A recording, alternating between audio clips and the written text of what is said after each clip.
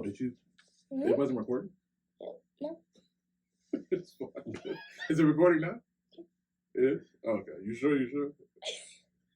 There's numbers on there? We do a whole podcast and it didn't record. You positive? Okay. I'm trusting you. Should I pause it and then do this? Nah, we're going to edit it anyways. I got to double check, man. It is. Okay, all right. Yeah, this is the new generation. They know how to work cameras. Because I don't do I waited until I hit 12. Perfect take, and then it never recorded. And I was ready to cry. But anyways, all right. You want to do the clap again? Boom. All right. So we want to formally welcome you guys to the first episode of this podcast. We're calling it After the Cookout. And the reason why we're calling it After the Cookout is because the best conversations usually happen after most of the party is left and there's only a few people there, and the conversation is usually live. And so that's the reason why we're calling it After the Cookout. And my name is Marvin Rice and Patrick Watson. All right, so this, like I said, this is the first episode. We're still trying to figure this out. We got Taisley recording us here. We got all these random lights. We're down in my basement, and we're going to figure it out. So first episode, we wanted to just kind of introduce ourselves and kind of just tell our stories and share who we are, where we come from, and to show you who we are so that you know the people that are talking about random things aren't just random people. So we want to welcome ourselves into your home, and anything to add to that? Yeah, just welcome ourselves into your home, kind of share information with you guys, topics just from our perspective and the culture that we grew up in. Yeah. And I just realized I don't have to talk straight at the camera because Patrick's here, so I can lean over this way too. Talk to Patrick. But I'll start it off with my story. So I'm originally from Southern California. I grew up in Pomona, California. I grew up in a two-parent household. I like to say that because a lot of times you just be telling your story and people automatically assume because you're a black male that you didn't have a dad So I grew up in a two-parent home. My dad was amazing. My mom is amazing. And I always start off my story kind of in the middle, but like to get to where I am now today. When I was, I want to say maybe in like second grade, my mom, no, it wasn't second, maybe probably like third or fourth grade.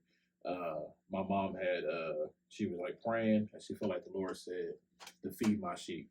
And so when she heard that, she was like, man, like, okay, I got to start preaching. That's the first thing people think. Mm-hmm. And God was like, nah, like give them food, like actual food. And so she went, and the way she tells the story, she was like, well, Lord, all I got is this chicken. And so, she made chicken noodle soup. And so she made chicken noodle soup and I believe cornbread the first time. And we took that out. Well, she took it out. Her and my dad went out in the streets of Pomona. We got a lot of homeless people there. And they took it out into the streets and fed the homeless people that were in our area. And so from there, she would go out I think it was like every Friday or something. She would go out and take chicken noodle soup. Chicken noodle soup was fire too. I would sample it too. And so she would take that out and feed the people, her and my dad. And then eventually they started making us go, which I ain't like because you're a kid, right? Especially like in the summertime, you outside, you playing pickup games, you throwing the football around, and you outside with your friends and stuff. And then your mom come outside, all right, y'all, let's go. And I'm like, right. You just messing up our day. But anyways, yeah. So we would get in the car and we would go out and feed the homeless. And it's crazy because before long, the homeless people in the area knew our family, knew our car. It was like Mr. Rice family, and so it's like we driving around and it's just like all the homeless people know who you are, and which is crazy because that's how it is now with me. But anyway, so.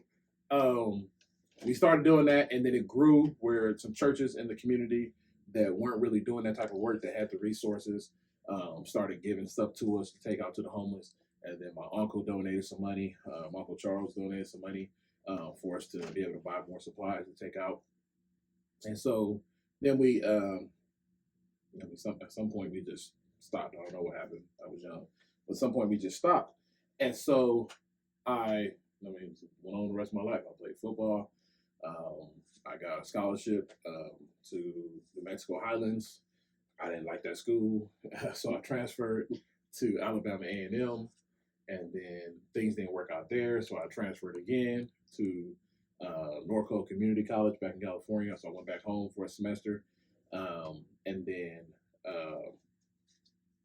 I was there trying to figure things out, and my brother was here in Kansas playing at. He was at Bethel College, and so at that time he had got kicked out of school for fighting or something like that, and so he was in the process of trying to get back into school, and so I was like, shoot, we never got to play together, we never got to play football together. The closest we ever got was we were I was a freshman and he was a senior. It was the last game of the season, and they had lost every game that season.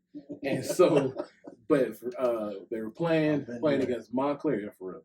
I've been there at Bethel too. But we were playing against Montclair, and the quarterback got hurt. And this is how bad the school was. I was the first string quarterback on the freshman team, and they told me to warm up. And it was the varsity quarterback that got hurt. But they skipped right past the junior varsity quarterback, and it's like, Marv, warm up. And I was like, my palms start sweating, and I'm warming up. My brother plays wide receiver, and I'm like, if anything I know, when we play street football at home and stuff, is just put it in his area, he gonna get it. And so I was like, all right, I'm just gonna throw it to my brother. We're gonna drive it all the way down the field, just gonna throw it to him until they start triple teaming him or something. And so I'm warming up, and my dad's looking. You see him looking from a crowd and stuff. I was like, man, this is about to be the moment. This is the moment right here. It was not the moment. the quarterback, his name was Gay. They called him Gator. All of a sudden, he's ready to play again. Right when it's time for offense to go back out. So I didn't get to go out there. So fast forward, like I said, my brother was trying to get back into Bethel, and so I applied to Bethel, and I had no film to show because I couldn't track down none. This is like before Huddle. So I was trying to track down DVDs of high school film because at New Mexico, I was a red shirt and they wouldn't give me my practice film.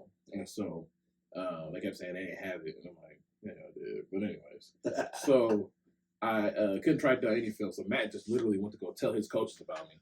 And then they offered me a scholarship from just his word of mouth. And so I was like, shoot. So they offered me a scholarship. And it was enough for me to come out. That's testimony how good your brother was. Yeah, legit. Yeah, they just took his word for it. So, oh, yeah, your brother. So he's 6'4", 290. Yeah, bring him on over. Oh man, I'm so unprofessional. But anyways, that was my phone ringing. But we're gonna keep it rolling. So anyway, I applied. They offered me a scholarship. Matt was trying to get back into school, and then I remember it was the first time I was about to preach, and I'm standing there getting ready to go up, probably in like 30 minutes, and Taser keeps giving me a thumbs up. I'm sorry. It's cool. Taser's part of the podcast. Anyway, so I'm getting ready to go and preach, and I'm like sweating bullets, super nervous. And then I get a call, and I answered it, and it was the coach from Bethel that I had talked to and stuff.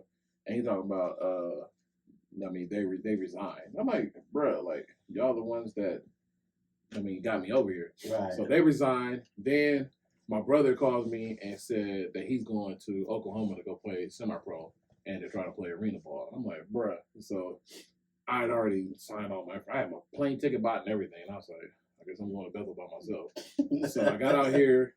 Bethel, I'll leave football at that. Like, the team was trash. We lost every game that season. I got hurt, broke my elbow.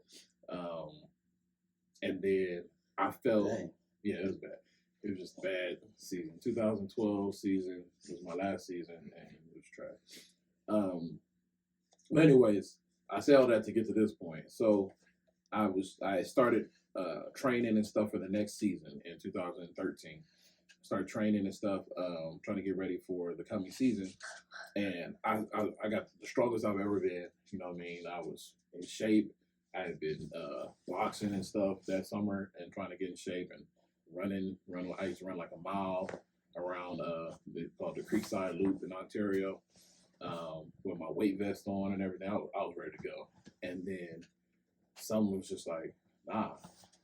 And so I was like, man, I stopped. And so I had posted something on Facebook, and my bishop he had messaged me from something I had posted, and he asked me the next time we come to church to come meet with him in his office. And so I came met with him, and he told me, he was talking to me about ministry and stuff like that. And I knew at some point, because everybody used to call me when I was a kid, used to call me, oh, that's my mom. My mom, every time she introduced me, oh, that's my preacher. That's my preacher. And I couldn't stand it, but I was like, if I'm gonna preach, even my grandma, you know, I mean, my auntie Adrian used to call me Reverend.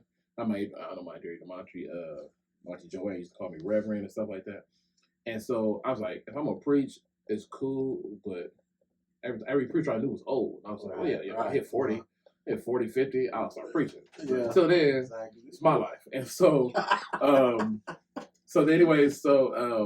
he calls me in, I go meet with them, and he's talking to me about ministry and stuff like that. But he's talking like from the scope of like ministry now. And I'm like, it was still a foreign idea to me. And so he asked me to take the ministry exam. Like they had like a ministry license exam. And I was like, well, shoot, I never took the class. So they do the class every year at the conference in April, like a week-long class, and then you take the exam at the end. Mm-hmm. And he was like, I'm confident you can pass the exam without the class. I was like, all right. So they emailed me the exam, and took it, and I passed it. I got like a B or something, but I think it was like pass or fail. And so I got my minister's license, and then from that I was like, well, shoot, what am I going to do with this? You know what I mean? For some reason, I thought the license licensed me to actually do real ministries. And so I went from that to, I was like, you know what? I'm going to teach Bible study in my dorm, right? And so I was like, I'm not playing football. I'm going to teach Bible study. And that decision was like one of the hardest decisions I've made in my life, was to stop playing football. Because I was like, everybody's about to be disappointed, right? And so my sisters, because my dad and my mom had flew to Dallas. And this is like the night before I'm flying back that I'm making this final decision to school. And so they had flew to Dallas because my brother's semi-pro team had won, like they were playing in a championship game, and they got to play in the Dallas stadium, the Cowboy Stadium. And so my mom and my dad flew out there for that. So they wasn't there to kind of see me off at the airport. And my cousin Dana was going to take me to the airport.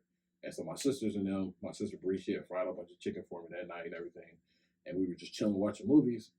And I'm like, bro, like the biggest weight to sit on my chest. I'm like, bro.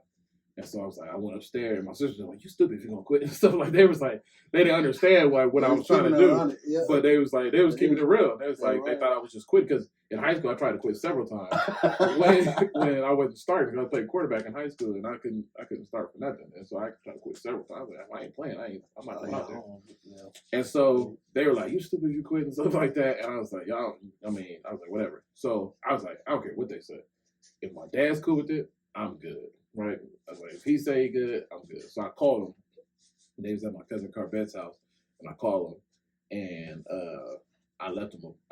He didn't answer, and I told him over the voicemail. I was like, this is perfect. I'm gonna tell him over the voicemail. I'm good. I ain't gotta say it to his face. And so then he called me back, and was like, he was good with it. And then my brother called me too. And he's like, you serious? Are you sure? And I was like, yeah. And he was good with it. And I was like, I'm good, right? Yeah. And so. But then I still had to tell my teammates. They had voted me unanimously to be the team captain that year. You know, the whole team and the coaching staff. And I was like, bro, I got to tell all these people. I got to tell the new coach. You know what I mean? They depended on me and this and that. And so I go and I fly back. And while I was at the airport, my dad called me at some point in time that I missed his call, and he left a voicemail. And he was like, you know, I forget exactly everything the voicemail said, but he was like, I mean, if that's what you want to do, Mar, he was like, I mean, I'm behind you. And he said the same thing that he used to always say at the airport, or wherever he dropped me off for school, wherever I was going, at New Mexico, Alabama, wherever I was going, he would say, do your thing, homie. And I was like, cool. Save the voicemail. I was like, I need that, because I'm going to have to need that. I'm going to listen to that before I go talk to this coach. So I get to school, I go tell the coach, he cusses me out. He was like, ministry? You're going to do ministry? What is that? He's like, no one's going to trust you to do ministry if you're going to quit this team. I was like, what are they going to do? He went off of me, and I just kept my mouth quiet because I needed that scholarship still. And so I need him to sign this paper that will release me to go run track so I can keep my scholarship, my athletic scholarship, which I didn't run track. I just would collect stuff. I mean, with shot put and stuff, I helped track culture out and Oh, everything. gotcha. And so that helped me keep my scholarship because if I lost that, I got to go home. And Yeah. so I just kept my mouth shut. And he signed. He's, I'm gonna sign this because I know that you're gonna come back. You're gonna change your mind in a couple of days. And so I'm gonna sign it. I was like, okay, whatever, bro. Sign it, whatever. I'm out. So he signed it, and Texas is hilarious. What we were doing, I don't know. But anyways, so I signed it, and after I signed it, I mean, he signed it. Sorry, he signed it, and then I went and talked to the campus pastor, and I was like, thinking that I had to like get his permission to do a Bible study, and then he was like, "You don't need my permission," but then he was like, "You want to be a student chaplain?" I was like, "No, I don't want to do that. I just want to teach Bible study. I don't need that." He's like, "You should be a student chaplain." I was like, "No, I shouldn't." So I told everybody I was going to teach Bible study, and then he comes back like a couple of days later with a signed contract. He signed everything to be a student chaplain. He's all you need to do is sign that. I was like, I told you I didn't want to do it. He said, whatever, just sign it. He's the most pushy person ever, but I love that dude, Dale Schraub. So I signed it, became a student chaplain, started teaching Bible study, and from that it grew. The first time I taught, it was like 3 people there. Then the next time I taught, it was just growing and growing. Before you know, I had it's like freaking 15 freshmen sitting in my dorm room in chairs, and I'm teaching Bible study, and it was amazing. And so one night, and this is the part that people be. I always like kind of cut this out of my story depending on who I'm talking to. If I'm talking to like people that are just regular at work or like people that are Christians and stuff. But that night I had a dream about this big building, and there was like families living there. There were like people that were just by themselves and stuff, and it was just like everybody was starting their life over. And I was running this big organization, and there were homeless people and just people just starting over, starting fresh. I remember seeing like people. It was like this big cafeteria. People were eating, and there was like families. There was like a man and his wife and their kids and stuff, and everybody's just and it was like the Lord just like took me through all these different parts of this building where these people were just like starting fresh. And I woke up and I was like, oh, I was like, that's dope.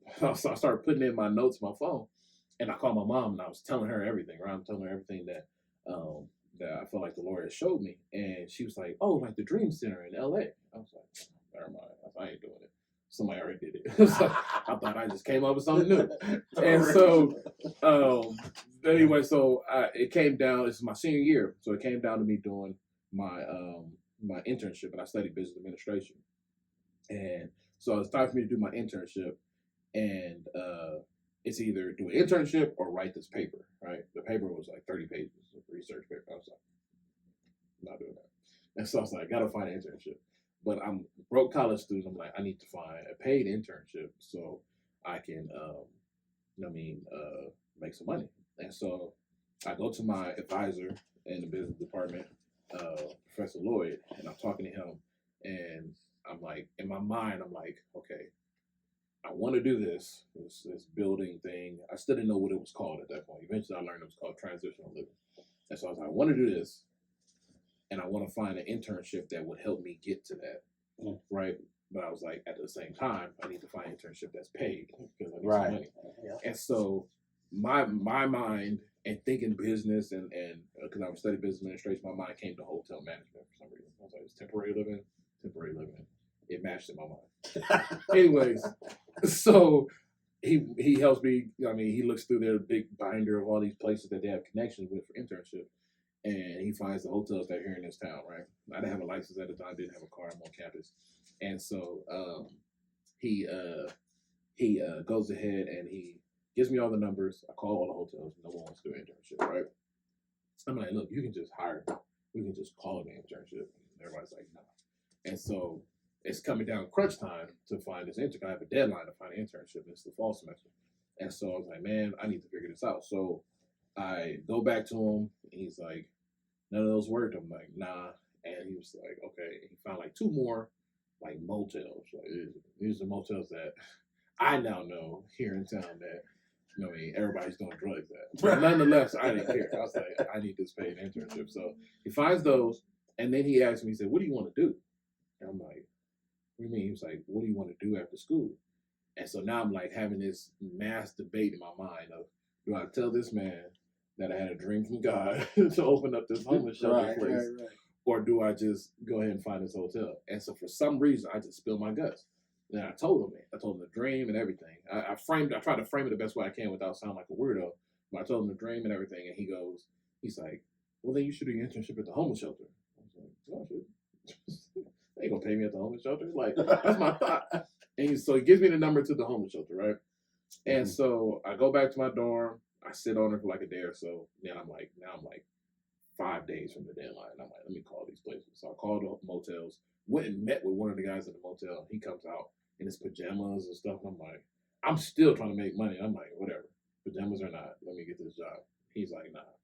So then I go back to my dorm, and finally I call the homeless shelter. So I dial the number. I'm pretty positive I dialed the right number. I dial the number, and this lady answers the phone, and I'm like, hey, is this the homeless shelter? And she was like, no. And she was like, she said, let me give you their number.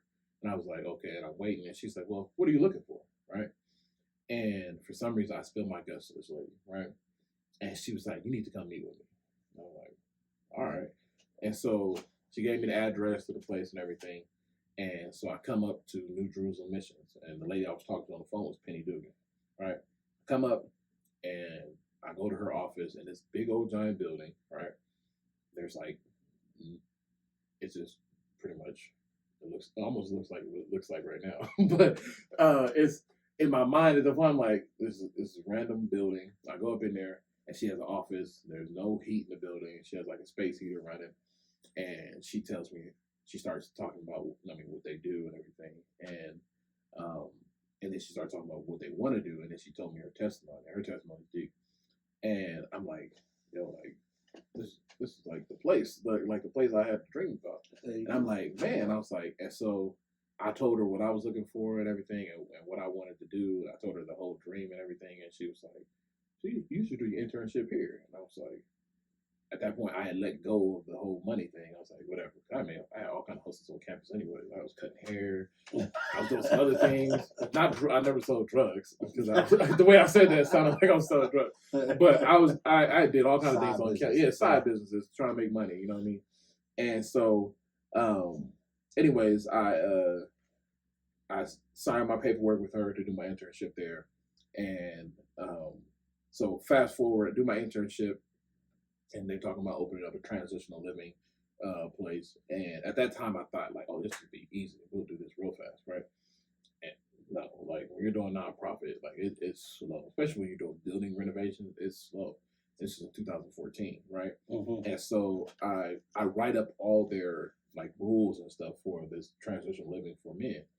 And I'm pulling rules from other places and stuff like that. I'm doing research. And I was already on campus, so I was like stealing rules from our dorm handbook and stuff like that. I just mixed it all together and put it together, right? And so then she's like talking to me. We had a lot of like late night talks. So I did my internship in the evening. I would come right around their dinner time, and so I would do some work, and then she wanted me to mix and mingle with the people that came to eat dinner. They had just started the Loaves and Fishes Cafe, which was like feeding the homeless and stuff. And so I would go and sit down and eat with people and stuff. And I used to have to make sure people did their chores and stuff after they ate. And so she asked me one night if I wanted to live in the facility, to live in staff member for the transition living. And I was like, heck yeah, free living, right? Free living and free food, because the food was good. I was like, free food, free living, I'm in there, right? And so I agreed. And then I told my mom, and she's like, what? Like, I don't know, Marvin, that doesn't sound safe and this and that and that. And I'm like, I'm going to go ahead and do it, right? And so I agreed to do it. And they showed me like this room upstairs that they were working at. They thought they were going to be upstairs at the time. Homeless shelter moved out, because the homeless shelter was in the basement of that building, right? Different organization, but they were in the basement of that building. And so they had moved out. And so because that space was already finished, they moved downstairs, right? I go home for the summer. She sends me this video of them doing the room. I'm like, where's the windows? Right? And she said, oh, we're in the basement now. I'm like, bruh. She's like, but you'll still have your own bathroom? I was like, okay, I'll do it. Right? So I come in that story, in the mix of that, my dad had got laid off that December, and he had a heart attack, right? And the scariest moment of my life, right? And I'm gonna wrap my story up as fast as I can. But so he has this heart attack, and I'm like thinking, like, you know, you start thinking the worst in that moment. You're trying to you know, pray and rebuke those thoughts and all kind of things. And we get to the hospital. He ends up being fine, but he's like can't work. You know what I mean, and doctor doesn't want him working. Applying for disability, which I now know takes forever. You know what I mean? I got guys that were applying for disability at the mission for like 2 years, and so he's applying for disability.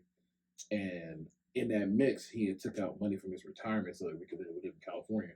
Our rent was like $18.50, like, you know what I mean. So he took out money from his retirement, and eventually that ran out, and we got evicted.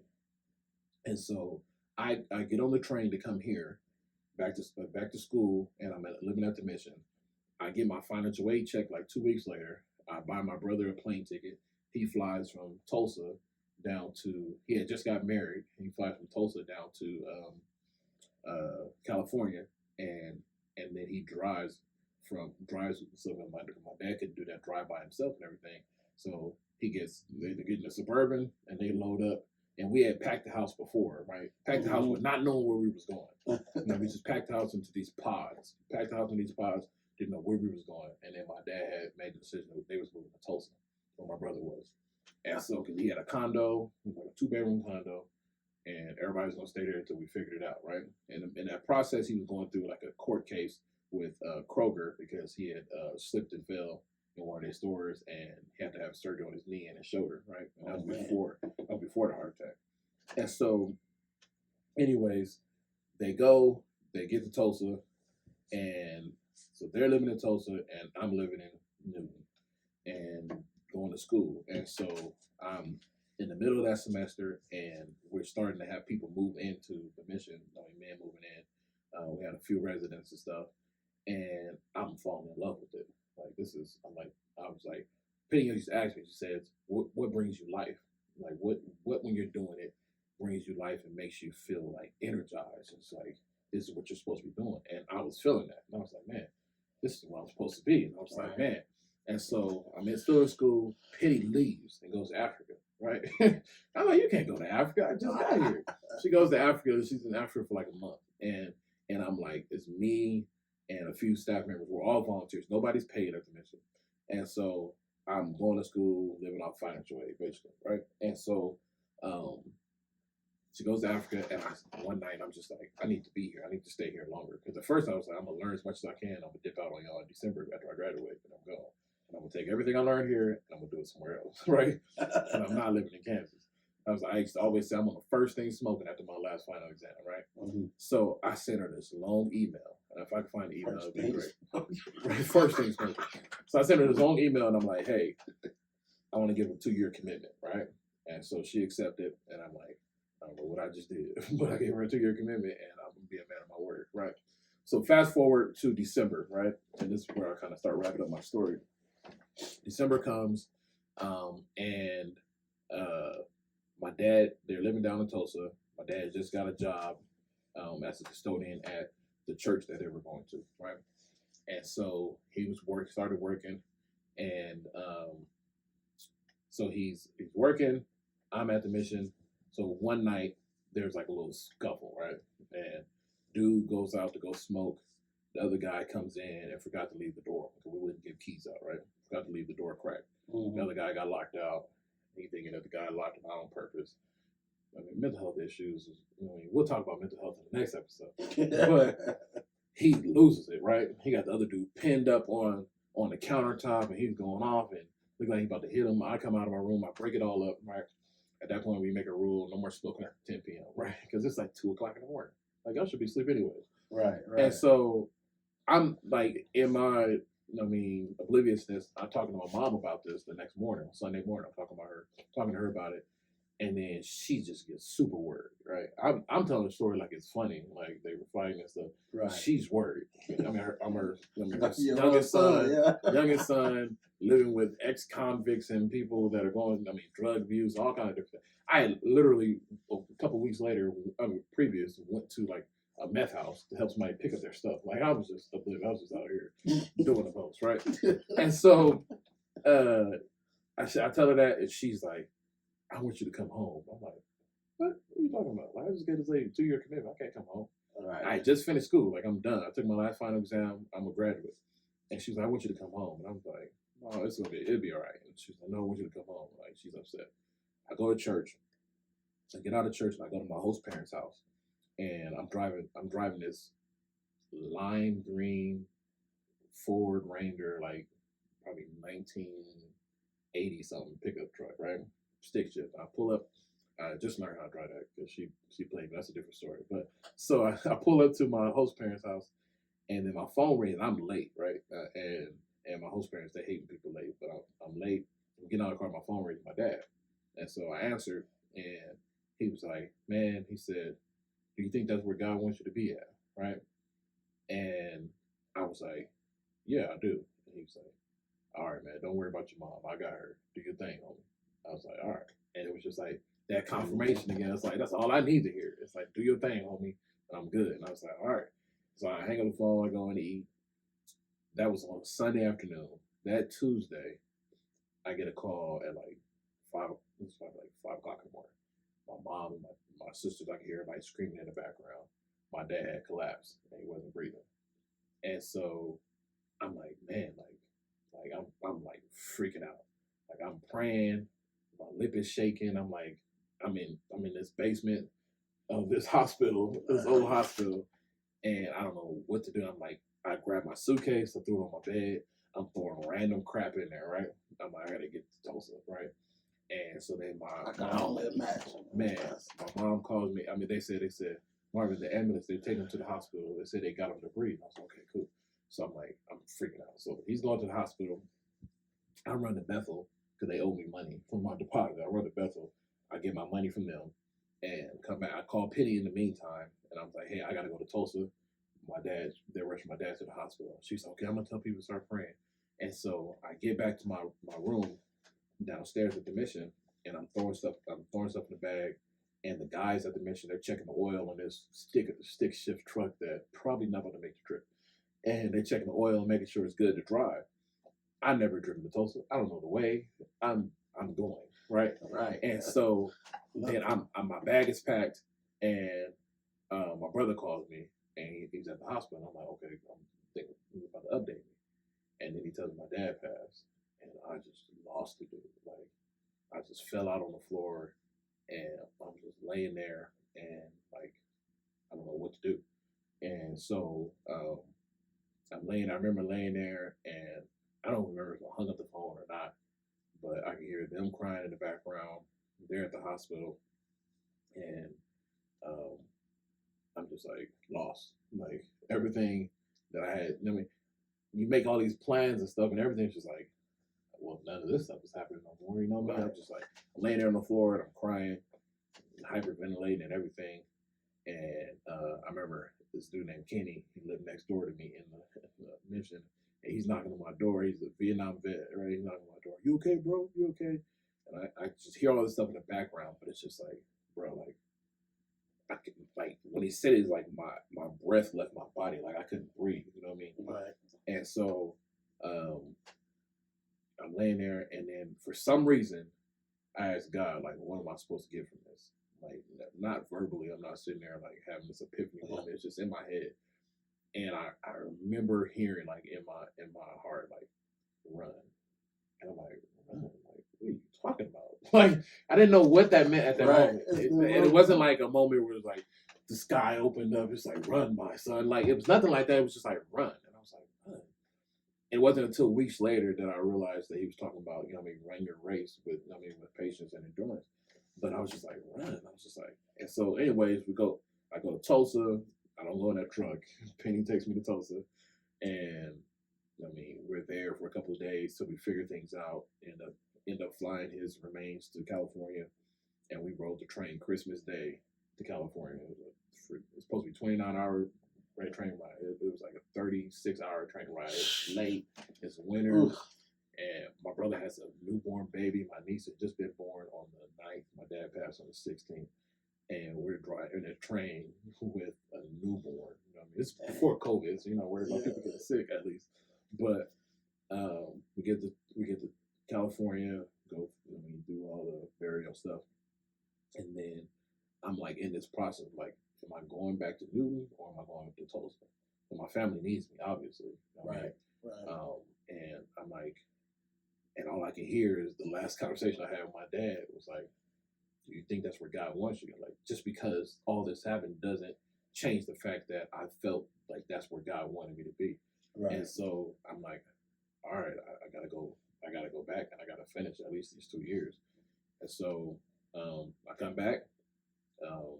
The same day we came back, my brother and them, they hung out for a minute. Train gets there like 2 a.m. They hung out till around probably like 10 in the morning.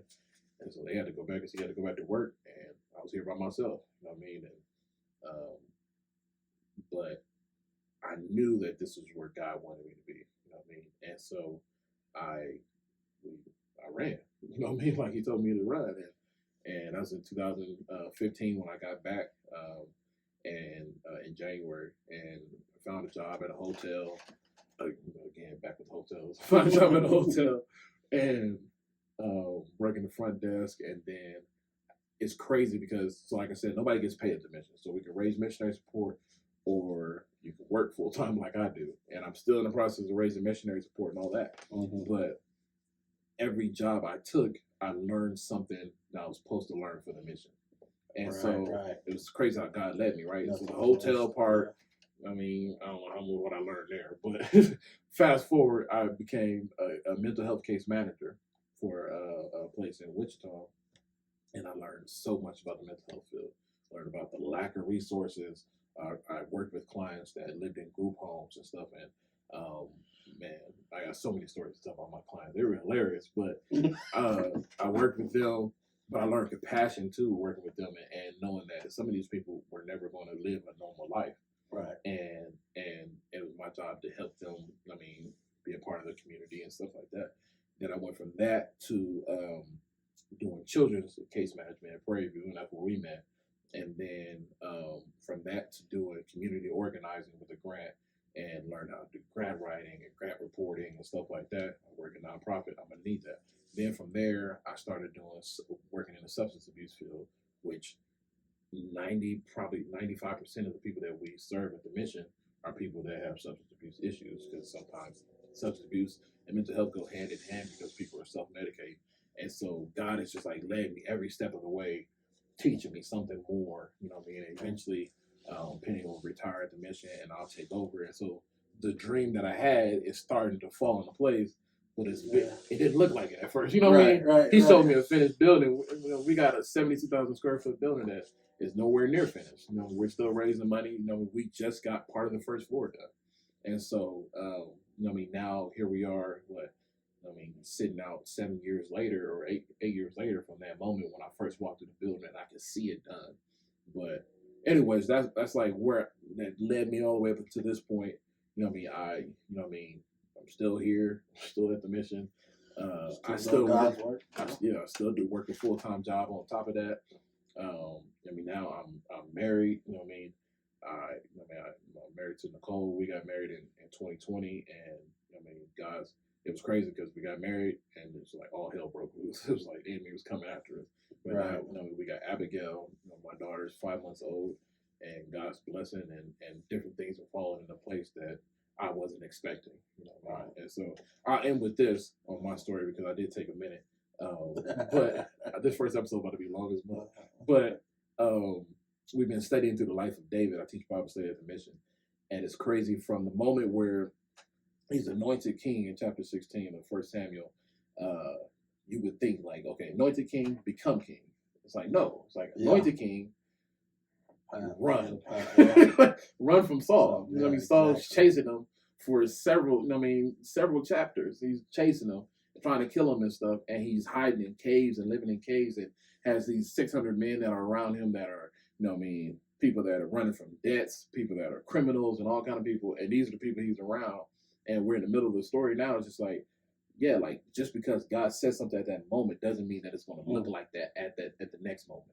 Like there's a process, and I'm still in that process. But anyways, that's my story. We're gonna flip it over to Pat now.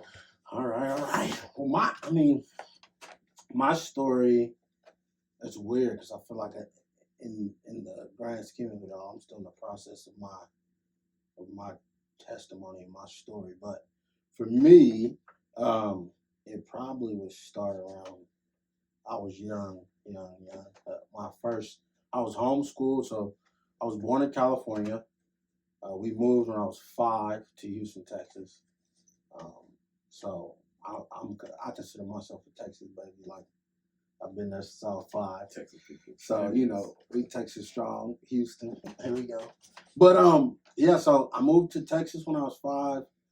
My older sister, it was me, my older sister, and my younger sister had just been born. And it was to be around family. My family, my mom and dad felt like God was telling me to go back and be a ministry to my family. And so, they just invested in our family, and they were always a form of love for the people in our family. And like what I mean by that was I say this to my daughter all the time. There's nothing you can do that'll ever stop me from loving you, and that was shown to me by my parents, just with the family and the ministry that they did. But when I was 13, 13, I had this youth pastor. His name was Trent, and I loved him. And I never connected with any youth pastor up until that moment. And I was like in middle school. I was probably like closer to 12. But I was in middle school, kind of transitioning into high school. And Trent was the middle school youth pastor. And I distinctly remember him saying, like, he just always seemed like he took an investment in me. And I had never felt that from a pastor, because for me, I was always the good kid, and I always felt like pastors or youth pastors targeted the kids that were always like rebelling against God. And so for me, I was trying to live a life for God even at that age, even though I didn't know what that looked like. That's what I tried. And so he reached out to me, and I distinctly remember him pulling me to the side one time and said, and he said to me, hey, you need to look up fivefold ministry, because God is telling you that's in your future. Now, he told me that, and I was like, that might be what God told you. I ain't got the memo yet. I'm playing football. So yeah. I played football. I started in middle school, probably about around the same time, and I just excelled. And so there was a lot of obstacles that came with that, and playing football and whatnot. But I distinctly remember him. That was like the first time somebody told me that I was supposed to be a part of ministry. And then later, my mom, my uncle, and everybody, and I kind of ran from it for so long. I really did, just because I wanted to play football. But again, going back to 13, 2004, my grandmother on my father's side passed away. And that moment kind of changed my family's life forever. And not to go into too many details, because my family's a pretty personal family, and my sisters will get mad. My mom and my sisters will get mad at me. But it kind of changed my life. My dad was going through what I know now is depression. Losing his mother was really difficult for him. And even though I grew up in a 2-parent household at that time, it was a struggle. So she graduated, I want to say in December of 2004. And it was just a struggle for my family.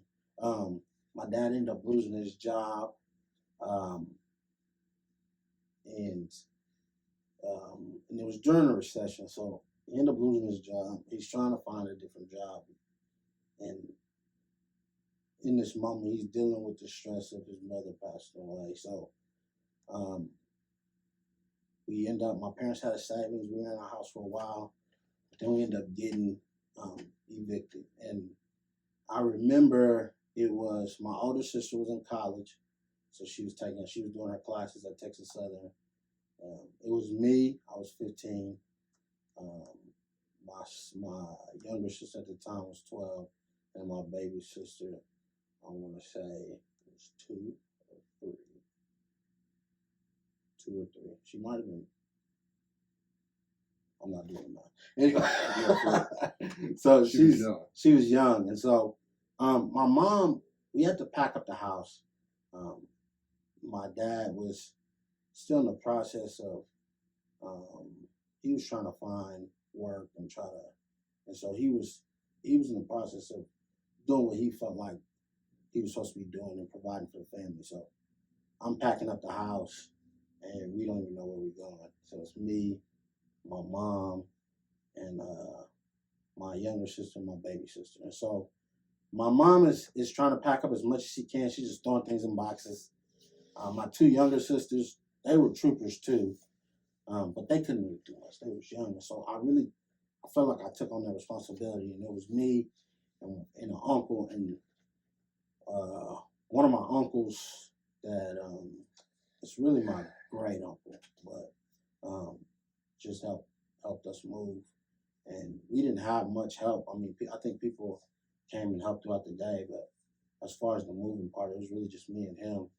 And I just remember getting on my face that night and said, just getting on my face, like to surrender to God and say, yo, listen to me, if you, like, God, if you can just let me keep my house, I will do this ministry everybody talking about doing.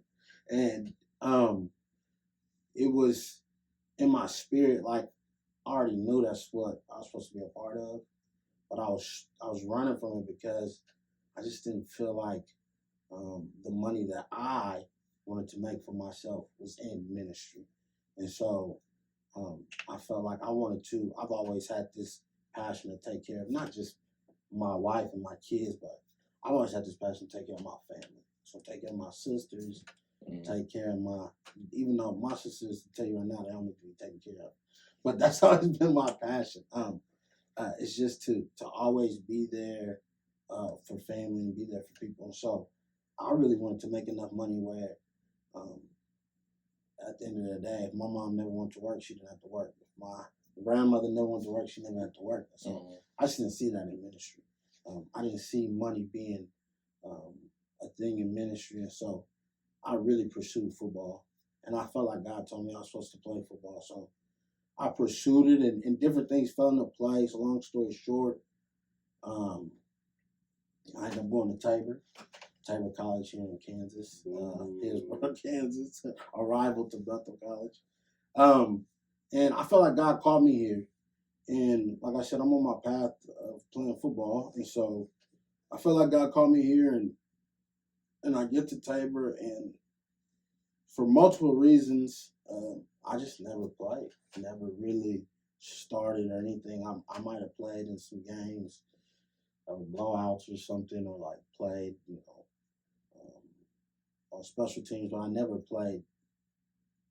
actually played football. So I'm just sitting here because I'm like, God, I thought you told me I was supposed to go play football and I was supposed to be good. And so I'm like, but this is what you told me to be. And I could have went other places. I could have transferred to other schools.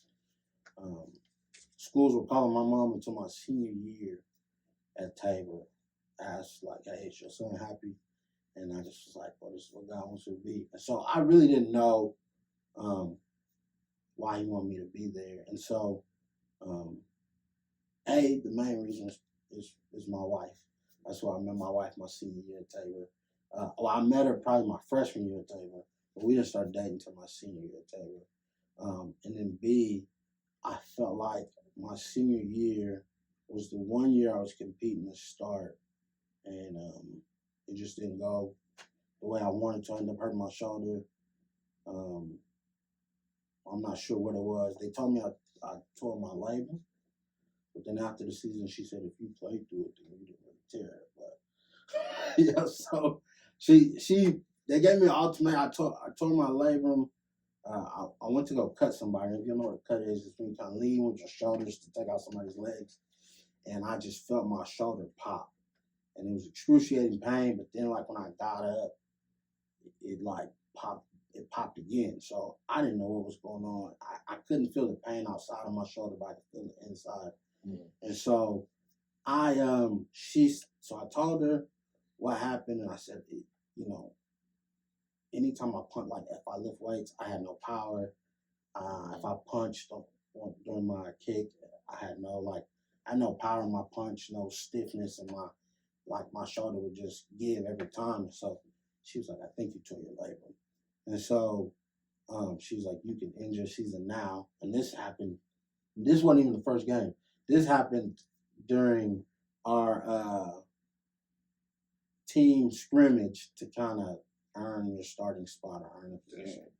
And so she's like, you can end your season now, or and go get this MRI, and then find out you have a torn labrum and you can't play, or you can just play through it. So I'm like, I'm gonna play through it because I had an opportunity to start. Long story short, after the injury, I was really useless to everybody. Like I said, I couldn't lift weights, so I started losing muscle mass. I couldn't lift weights really heavy, so I started losing muscle mass. I couldn't punch, so I couldn't stop pass rushes. It wasn't. I would say the person who started over me deserved to start over me. Not making any excuses for it, but so I didn't play. So I'm sitting there, and I'm like, God, like this was my year to play. Like this is when I was committed. I worked in the summer. I worked all summer, trying to get better. I did everything that I felt was right. I ate better. I did everything that I felt God was telling me to do to be. I said, so why am I here? I just really questioned that. And one thing was God was like, well, there's a younger generation who is coming into this program with the same bright eyes that you had. And there's more to this than this game that y'all play. Like there's more things that you learn from this sport than the game that you play. And so just to be a mentor to the people who were coming in. And so I tried as much as I can just to encourage people. I know I wasn't very good at it. Oftentimes I was frustrated because I'm sitting there seeing them make the same mistakes I made my freshman year, and I'm trying to explain to them. And so I know for some of them freshmen and sophomores, they're probably more annoyed with me than actually like motivated. But in that moment, that time, because I told myself I wasn't supposed to coach, I was supposed to be a player. And so I'm not supposed to teach or nothing.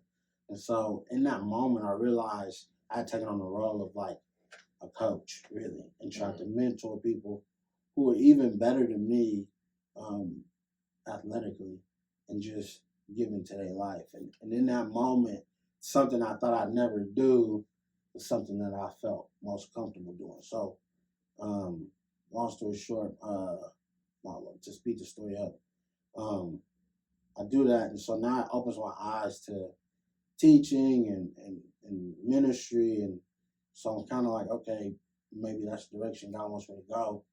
So I go home. My sister ended up she gets sick. She didn't know why she's sick. She had a job in Connecticut. She was working at ESPN. She was sick. She didn't know why she's sick. She got cleared from the doctor, but she still wasn't feeling better. And so ESPN let her go. So she came home. The one right under me, my sister right under me, was in college, and she was just working hard trying to get through college. And my mom, she was working, but I could tell she needed help financially. So I shot after I graduated. I was supposed to go home and just pursue.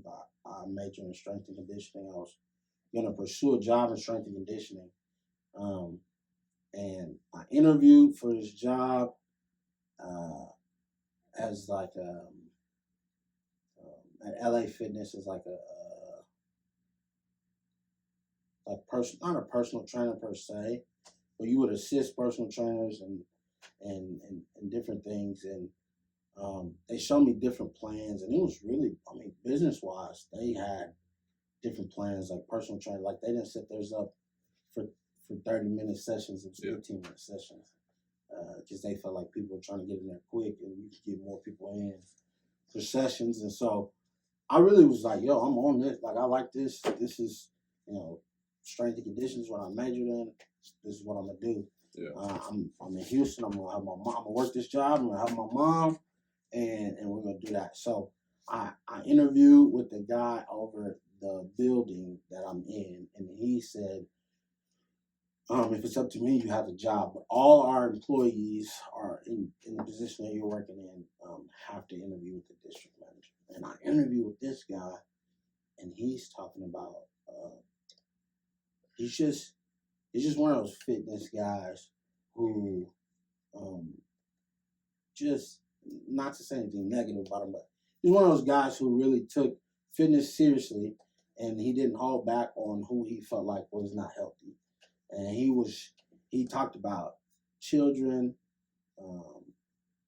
and how parents, just how fat kids were today, and it just rubbed me the wrong way. And I could tell, you could see it on my face, because I'm just like, yeah. So he pulls me to the side at the interview, and he says, "Do you really think this is for you?"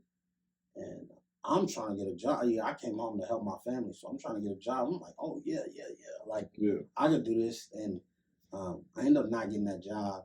It was devastating to me when I didn't get that job, because I realized that he wasn't the abnormal person. I was the abnormal person. His behavior was considered normal, because that's just when you're in a PE, or not PE, when you're in a personal training setting, you really are pushing health. And so for me, and it's sometimes at the cost of people's feelings. You're trying to be honest because you want them to understand what a healthy life is. And I just felt like that wasn't who I was. And so now I'm trying to figure out what I need to pursue. And so I started looking at jobs that necessarily weren't around my major. I looked into a couple jobs, and in this job to be leader over not a youth position, but a young adults position at a church opens up. And in my mind, I'm like, no, I don't do that. Like, I don't do that. That's not, I know that's what everybody says I'm supposed to do as a minister, but I don't want to do that. But I go and I apply, and I apply this job, and I go in for an interview, and I have an interview. And the first interview, I just really connected with the people who were there. It just so happened to be the charter school I went to was inside that church, so it just so happened to be the same church I attended school at. And so I knew some people already there, and so it was just a good interview.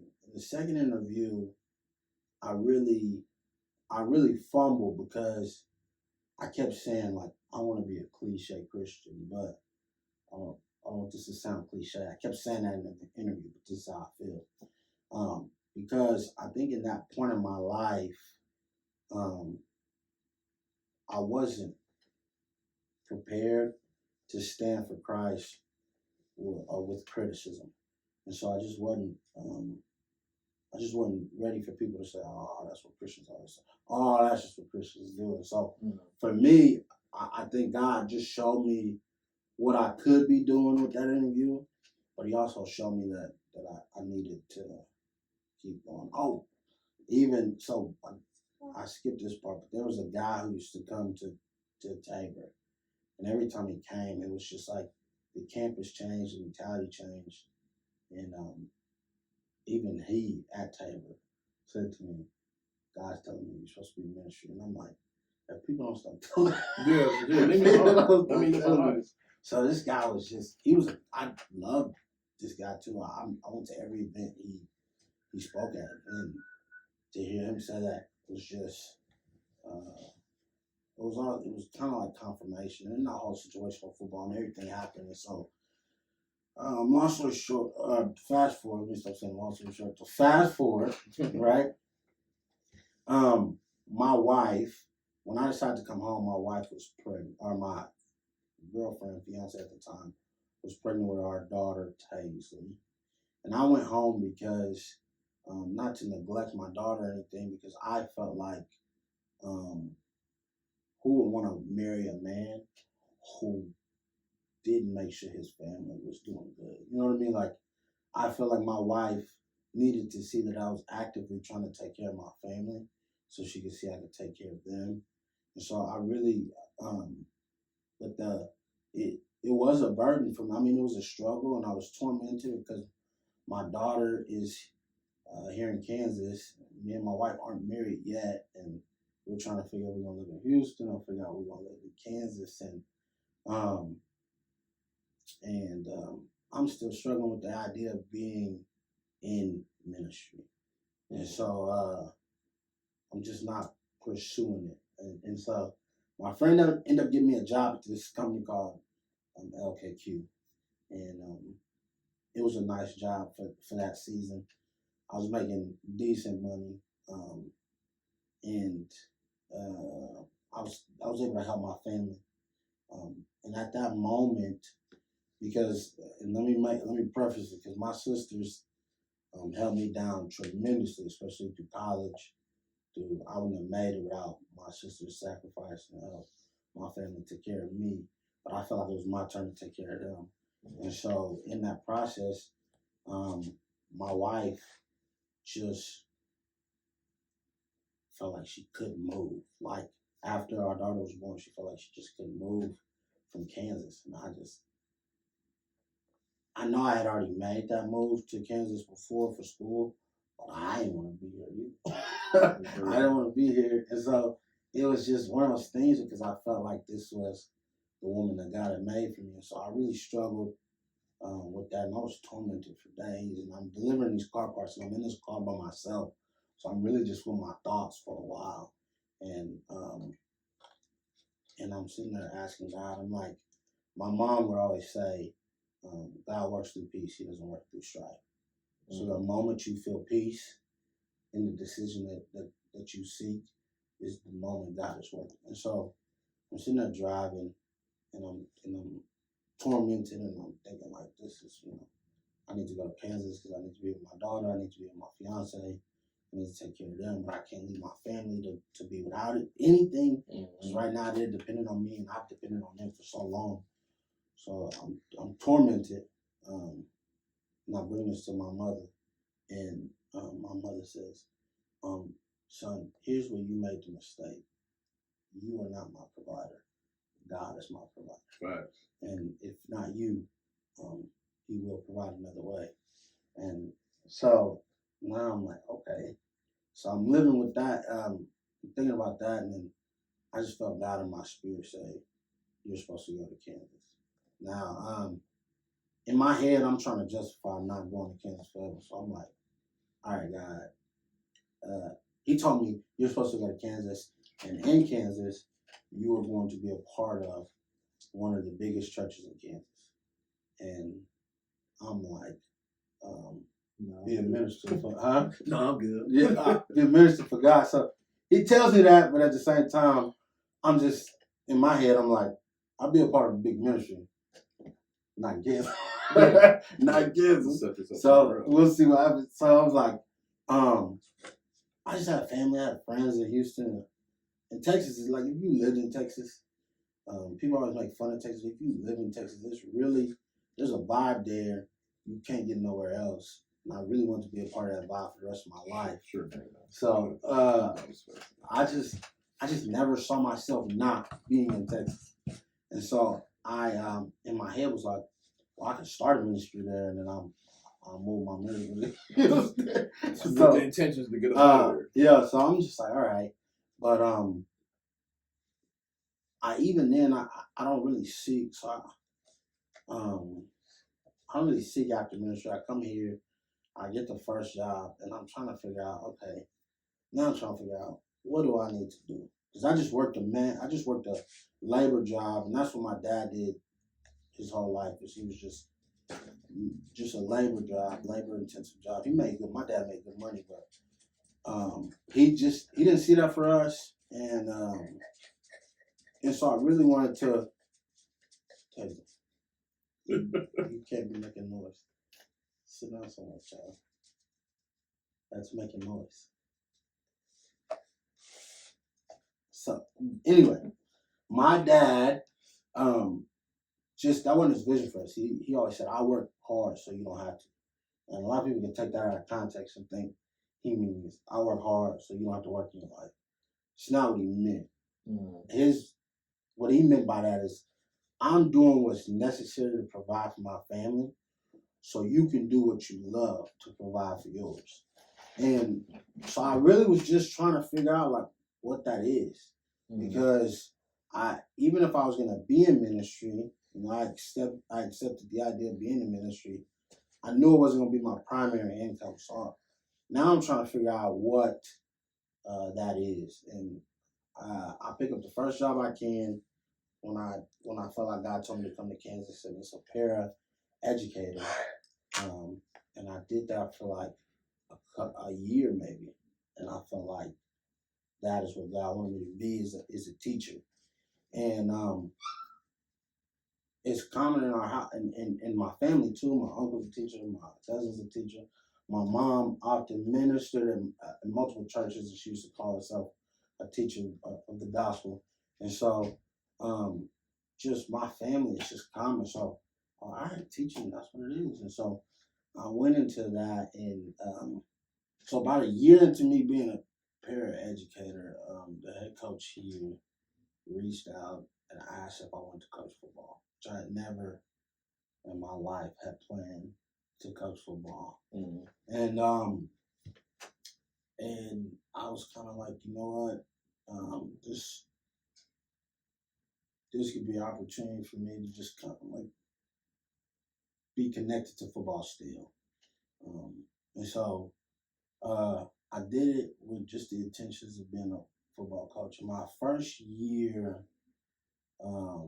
coaching was very similar to my senior year at Tabor, where I felt like I was getting so frustrated with the kids.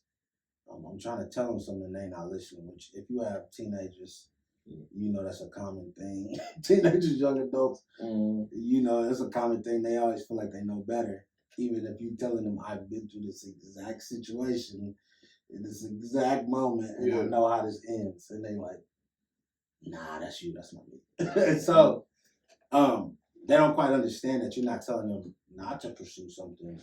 You're telling them this is a better option. So it was just frustrating to me. And I'm sitting there, I'm like, God, what am I doing here? Like, should I even be coaching? And I just said, you know what? Let football be your ministry right now. Don't focus on being a good football coach. Focus on being a good person and allowing them to see God in you and see that you still make mistakes. You still slip, but you're pursuing a life of Christ. And so I really did that. I was blessed with the coach, Coach Chris Jacks. He was a Christian as well. I was blessed with the coach that allowed me to do that. I was in the process of going back to school to teach. And so I was committed to football, but my hours weren't like everybody else's hours who was coaching. And he was okay with that. And a lot of times if I felt like I was a step behind, I focused on encouragement and being a Christian influence more than a football coach. Now, I think I am a good coach. I realized then that I knew my X's and O's better than I thought. And I processed things better than I thought. But in that moment, in that season, I felt like it was more, less about the X's and O's and being a good coach and more about being a good Christian example. And so that whole experience really opened my eyes up to ministry. Because I was very limited to the idea that if I was going to be in ministry, I had to be this one pastor. And I'm not saying I'm not supposed to be a pastor, but or that's not where God's taking me, because I'm not going to put any limitations on him. But I realized in that moment, your ministry is wherever God puts you. And so I did feel like God called me to be here, to be a part of a ministry, to minister to people. and really young adults, because I made a connection with a lot of the athletes, and I think it was less of me just helping them, and it was more so we helped each other in that situation is to grow like man. We allowed ourselves to iron sharpens iron, and so Yeah.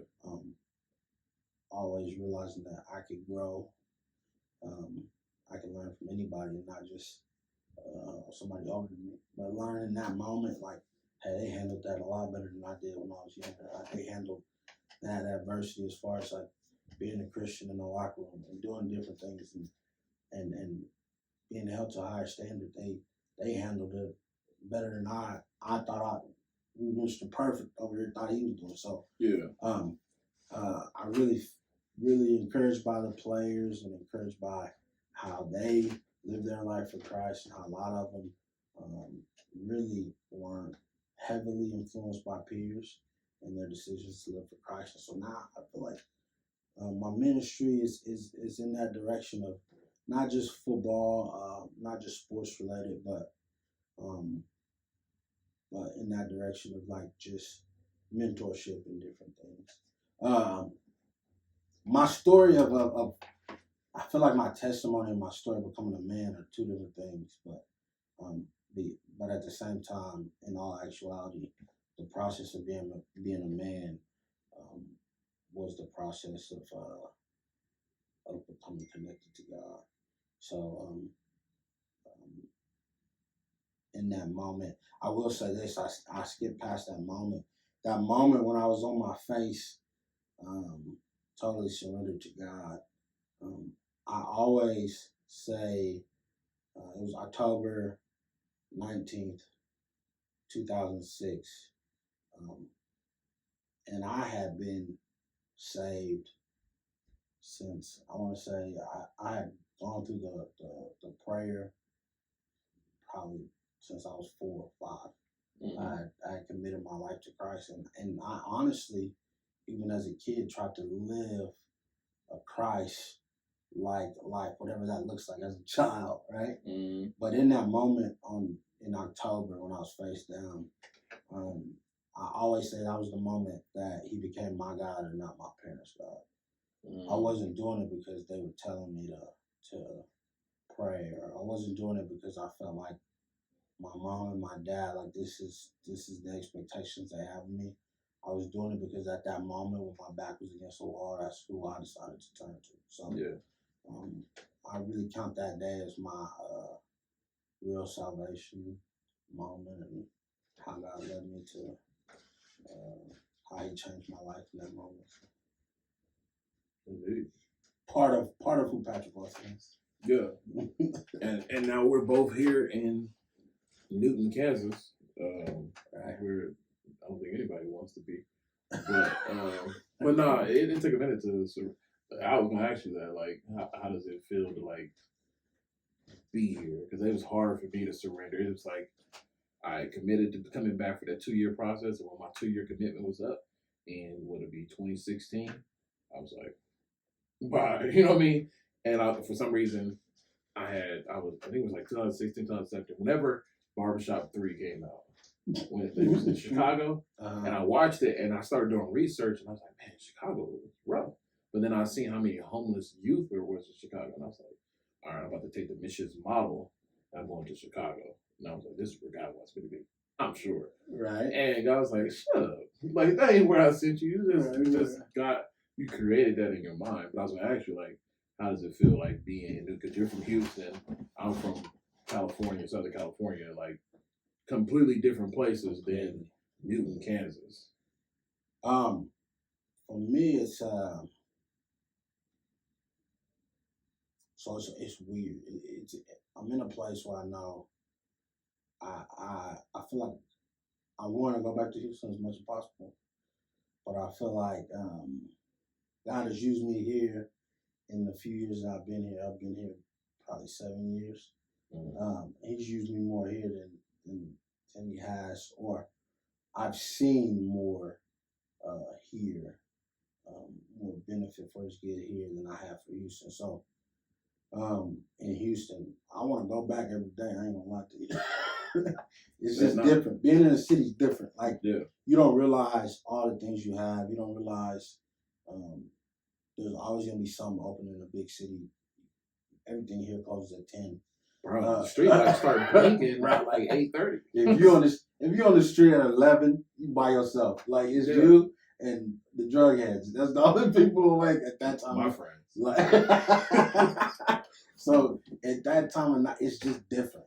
Like in Houston, there's always something popping. There's always something open, and it not even a negative thing. Like I'm not even talking about like strip clubs or anything. I'm talking about like just there's stores open. There's there's just things you can do that's not I don't know. Here it's like you need to be on that old school motto like going to bed early, waking up early, or you gonna miss a lot of stuff. And so it is still interesting and new for me to get into. But I feel like the relationships here that I've made, meeting you, teachers that I've taught with, the community that has not just that who I've invested in, but the people invested in me has made it a lot easier for me to love this place.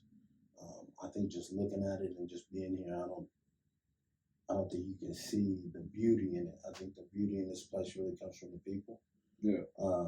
And so once you get to know the people, so I mean, still a struggle. I mean, It's my still new, foot but the people make it back. Like for me, like even when I finally submitted, I was okay, Lord, if you want me in Newton indefinitely, like okay, like 'cause I can't pick up the whole building. I mean, if I could, I would, and drop it somewhere cool. But once I got married and then we had Abigail, it was like it was not that bad. Like I can raise family here. I kept telling my class, I'm gonna take Abigail and drop her off in Pomona and tell her she gotta find her way back so she don't grow up whack. But it's definitely a different environment, and so there's no way that Abigail is gonna grow up the same way I grew up here. You know what I mean, and have some of the same stuff that I had growing up. Right.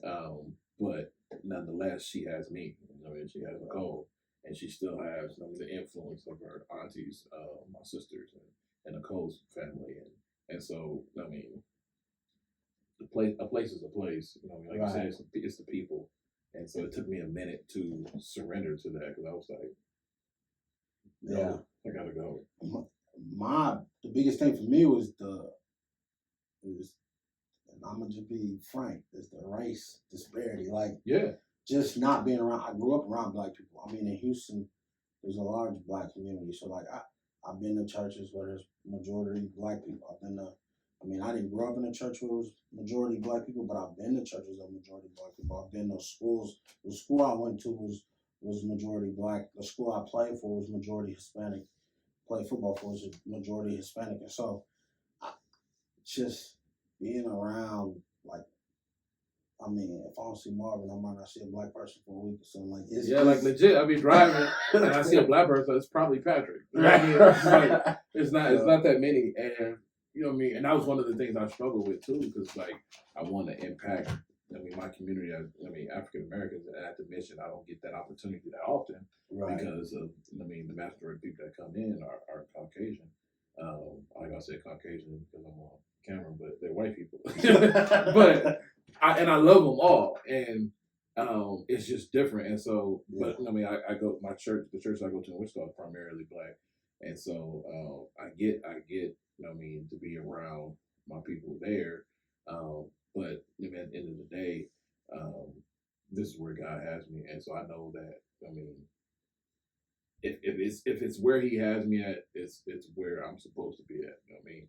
And so I'm good with it. And like I said, that's the reason I asked you the question is because it took me a while to surrender to that, and it wasn't just like one day I was like, okay, Lord, I'll stay here. It was like every day for like months I had to keep on surrendering to like, okay, if you want me here, I'll stay here. Like I can go on a trip, like you know what I mean. I can watch a Medea movie. I want to see a bunch of black people, but you know what I mean. Like legit, I don't. You know what I mean. If I need to get away, I can get away, and that's the cool thing about being in the middle of the country. Like I can get to That's places true. That's true. that I need to get to when I need to be refreshed. And so, but anyways,